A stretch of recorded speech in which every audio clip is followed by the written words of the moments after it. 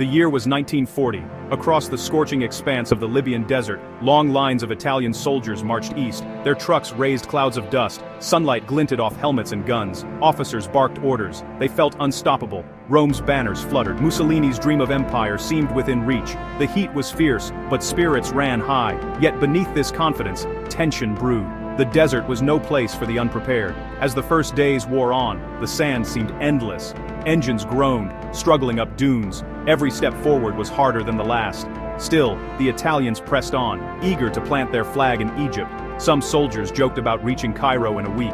Others sang marching songs, boots crunching over the arid ground. But cracks had already begun to show. Water grew scarce, radios hissed with static. The desert, as silent and vast as the ocean, watched the invaders with indifference. Within weeks, that confidence would shatter. The desert, and the well-prepared British defenders, would turn the Italian march into a nightmare of defeat.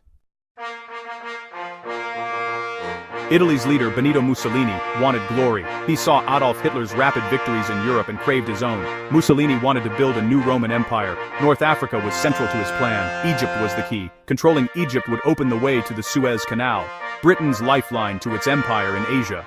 Mussolini believed the British were weak. He thought their forces were stretched thin, their morale low. He imagined a quick conquest. Italian generals drew up bold plans. They would sweep across the desert, capture the port of Alexandria, and force Britain out of the region. The world would see Italian power. The plan looked impressive on paper. 9 Italian divisions would push across the border from Libya. Tanks, trucks, and guns would back them up. Airplanes would protect the skies. Mussolini promised victory. The Italian people cheered. The newspapers printed maps and boasted of conquest. But the plan was weak at its core. Italy's army was not ready for desert war. Their equipment was old. Their training was poor. Supplies were short. The generals ignored these problems. Pride clouded their vision. The march into Egypt began, but it would end in disaster. September 1940. The invasion began. Italian tanks and trucks rumbled east from bases near the Libyan-Egyptian border. At first, there was little resistance. British forces fell back, leaving the Italians to occupy the town of Sidi Barrani. The Italians set up camps. They dug in, waiting for supplies and reinforcements, but the desert was not kind. The heat was brutal by day, freezing by night. Sandstorms whipped across the camps, stinging eyes and clogging engines. Water rations ran low. Food grew stale and scarce. Italian soldiers, used to the green hills of home, found the desert alien and cruel. The Italian plan was slow. Generals feared their supply lines were too stretched, so they halted their advance. Trucks broke down in the sand. Tanks overheated. Mechanics worked day and night, but spare parts were few. Some units waited days for a single water truck to arrive. The soldiers grew restless. They had expected a fast victory. Now, they waited, exposed and alone. The British watched from a distance, waiting for the right moment to strike. The Italian invasion, bold in the beginning, had stalled in the endless dunes. Life for the Italian soldier became a daily struggle. Water was rationed to a few cups a day. Food was basic, dry bread, canned meat, sometimes spoiled by the heat. The sun burned by day. At night, temperatures dropped sharply. Many soldiers fell ill, suffering from heatstroke or chills. The desert played cruel tricks. Mirage shimmered on the horizon, offering false hope of water. Flies and sand got everywhere. In eyes, in food, in the gears of weapons. Boots cracked and uniforms tore. Soldiers wrote letters home, asking for proper supplies. Few ever arrived. Machines suffered too. Tanks bogged down in soft sand. Trucks overheated and broke axles. Communication lines stretched for miles, often cut by wind or enemy patrols. Radio signals faded in the dry air. Orders took hours or days to reach the front. Morale sank. The promise of glory faded into fear and exhaustion. Officers struggled to keep order. Some men deserted, wandering off into the dunes. Others simply waited, hoping for rescue or relief. The desert had become their greatest enemy. The British were ready. Their commander, General Richard O'Connor, knew the desert well. British and Commonwealth troops had trained for months in the harsh terrain. They moved swiftly, using light vehicles and armored cars. Their intelligence was excellent. They knew where the Italians were weakest. In December 1940, the British attacked. They struck at night, moving fast and silent across the sand. Surprise was total. Italian camps were overrun. Tanks and trucks were destroyed before they could move.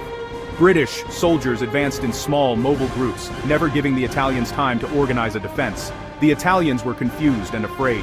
Many units surrendered without firing a shot. Others tried to flee, but the British cut off escape routes. Italian officers were captured in their tents, still half asleep. The British pressed forward, capturing thousands of prisoners. In days, the tide had turned. The Italian invasion collapsed. The British chased the survivors back toward Libya, capturing more ground than they had dreamed possible. The desert once feared had become their ally. As the British advanced, Italian morale broke completely. Soldiers abandoned weapons and vehicles, camps were left in chaos, supply depots were seized, and miles of Italian trucks and tanks were left burning in the sand. The once proud invasion force became a desperate mob. Communications failed. Orders from headquarters meant nothing. Commanders lost control of their men. Some tried to organize resistance, but most simply surrendered. British forces took tens of thousands of prisoners in a matter of weeks. The retreat became a rout. Italian columns, scattered and leaderless, wandered through the desert. Many died of thirst and exhaustion before they could surrender. Others were picked up by British patrols. The dream of a quick victory had vanished.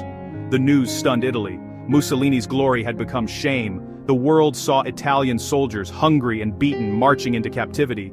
Mussolini's gamble had ended in disaster.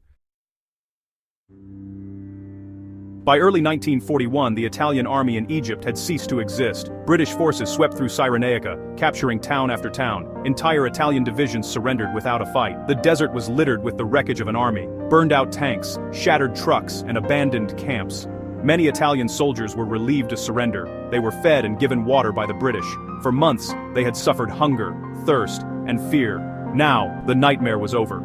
Their officers signed surrender papers in silence, unable to explain the disaster to their men. Mussolini's dream of empire had collapsed in the sand. The defeat was total. Italy was forced to call for German help. Soon, the famous Africa Corps would arrive under Rommel. But for the Italian soldiers, the war in Egypt was over. The desert had claimed another victim. Pride and poor planning had led thousands into captivity. The Italian invasion of Egypt is a lesson in military failure. Confidence alone is not enough to win. Mussolini's pride blinded him to the real challenges. His generals ignored the harsh truth. The desert is unforgiving. Planning was poor. Supplies were lacking. Soldiers were unprepared. The British victory was not just about better weapons. It was about understanding the land, moving fast, and thinking ahead. They used the desert's dangers against their enemy. Every Italian mistake became a British advantage. In war, pride can be deadly. The desert showed no mercy for arrogance or ignorance. The soldiers paid the price. The world watched as Mussolini's great dream turned to dust. The lesson is clear. No ambition, however grand, can succeed without preparation, realism, and respect for the environment. History remembers the march into Egypt as a tale of pride, struggle, and ruin. The desert still holds the echoes of that defeat.